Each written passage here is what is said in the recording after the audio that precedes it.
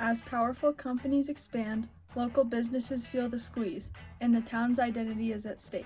Residents fight to protect their rights and freedoms from the reach of faceless corporations through protests. Jackson's ski culture was born from humble beginnings, with a tight-knit community.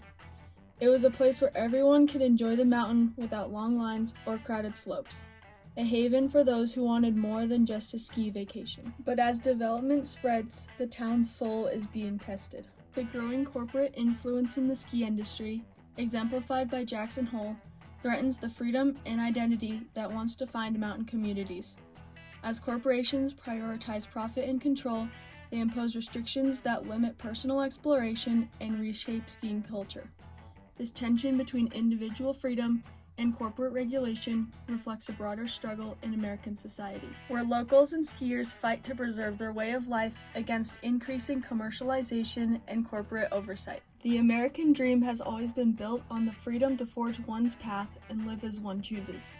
For years, this was symbolized by the Marlboro Man, a rugged individualist who carved his way through the American frontier. Like the Marlboro Man, Jackson has long represented freedom, self-reliance, and the untamed wilderness. It attracts those who seek a life outside the constraints of urbanization, whether that's ranchers, outdoor adventurers, or entrepreneurs carving out their paths.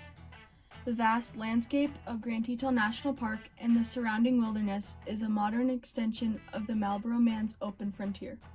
However, just as the Marlboro evolved from a symbol of independence to one of corporate influence, Jackson also underwent shifts. Once a haven for cowboys, trappers, and rugged individualists, it has increasingly become a destination for wealthy transplants and luxury tourism, altering the town's traditional way of life. Yet, beneath Jackson's transformation, the spirit of its pioneers still lingers, those who shaped its identity long before luxury resorts and high-end tourism arrived.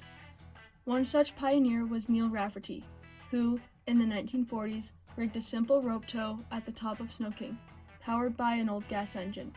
With it, he transformed skiing from an exhausting climb to a thrilling ride, giving locals their first taste of lift-assisted turns. The engine's hum and the rope's pull marked the birth of backcountry skiing in the U.S.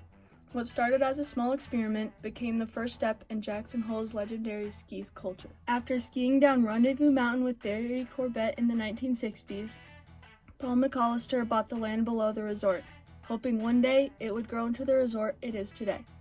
Soon, he had gathered a team of men to aid in constructing the lifts, including one to assess avalanche danger. He got the Forest Service permit in 1964, beginning construction on Jackson Hole Mountain Resort's first aerial tram. The National Park Service granted limited guided access to the backcountry for skiing and heli-skiing in Granite Canyon and Cody Bowl. Conservation groups began to push for the resort to reduce skiing impacts due to the climate change they believed was being caused by the lifts. The Forest Service, noting the disturbance in wildlife, restricted the use of helicopters in the activity of heli-skiing due to the noise and visual disturbances. Many skiers also noted that the presence of heli-skiers detracted from the experience of backcountry skiing. In 1980, the Grand Teton National Park Enlargement Act made it difficult for JHMR to expand within the national park. Where there was once freedom to roam and ski without limits, the corporate structure reshaped the experience. The individual skier, once free to explore the mountains on their terms, now faces a system that prioritizes control over the open spirit of the sport. What was once a personal escape is quickly becoming a commodity. From small ski towns to iconic resorts, locals are pushing back, fighting to preserve the freedom that once defined their mountain. It's a battle between the spirit of the individual and the growing power of corporate interests, a fight for the soul of skiing itself.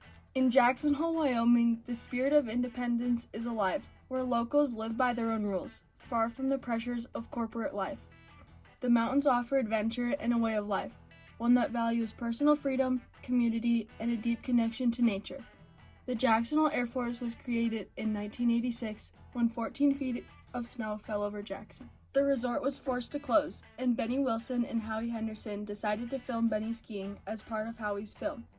So, they both hiked up and skied down Jackson Hole Mountain Resort while it was closed, starting the culture of bypassing ropes. Europe is 10 times the size of Jackson, so you get a little bit of an attitude because you were skiing such big crap in Europe or Alaska. So when you would come back here, you'd be like, screw the ski patroller, I'm going there. Little did the Jackson Hole Air Force and all those ignoring close signs know that the responsibility for their safety was in the hands of Jackson Hole Mountain Resort when they skied in the permit area. Ski patrol often tried to catch the Jackson Hole Air Force leaving the boundary. There was one instance where the resort and the Air Force connected, Doug Coombs. Doug Coombs was an extreme skier who befriended many people in Jackson. He won the World Extreme Skiing Championships twice in 1991 and 1993 and was part of several U.S. Powder 8s. He was also an ambassador for the resort, increasing the problems for the resort. Doug Coombs and other Air Force members were caught on the wrong side of the boundary rope many times. The tension increased as the patrol and JHMR tried to work out a solution to stop the Jackson Hole Air Force, while the Jackson Hole Air Force kept skiing as they wanted, as they thought it was their right. We're going up into what's now known as Ambassador Ridge. And my little brother and I had skied it twice, and Doug was following us. And we came out, and then Doug came out. The patrol was right there to bust him. Then, in 1997, Doug Coombs got caught trying to get back in bounds. Doug Coombs getting banned from the resort led to JHMR quickly trying to find a solution to resolve the conflict. And that started to become a problem for them, and that's why they opened the backcountry, because they were sick of playing cops and robbers, and it worked out for them, and it's been a great thing. It was landing on the opening of the backcountry gates, and after a short wait, it was approved by the National Park Service. The gates opened soon after in the winter of 1999 to 2000. Doug Coombs banned from the Jackson Hole Mountain Resort and the opening of the backcountry gates in 1999 to 2000 highlighted the conflict between individual freedom and resort responsibilities. Coombs symbolized the push for freer access to the mountain, while the resort had to balance safety, liability, and public access. This situation mirrors broader debates about personal rights versus corporate control, such as workers' rights and environmental responsibility. Ultimately, the event reflects the ongoing tension between personal freedom and institutional oversight in many areas of society. The debate over Jackson Hole Mountain Resort's backcountry ski policy reflects a deeper tension between the individual freedom and corporate responsibility. Skiers believe they should have the right to access public land and legendary terrain beyond resort boundaries. To them, skiing the backcountry is not just recreation, it's culture, identity, and tradition. But the resort faces a different reality.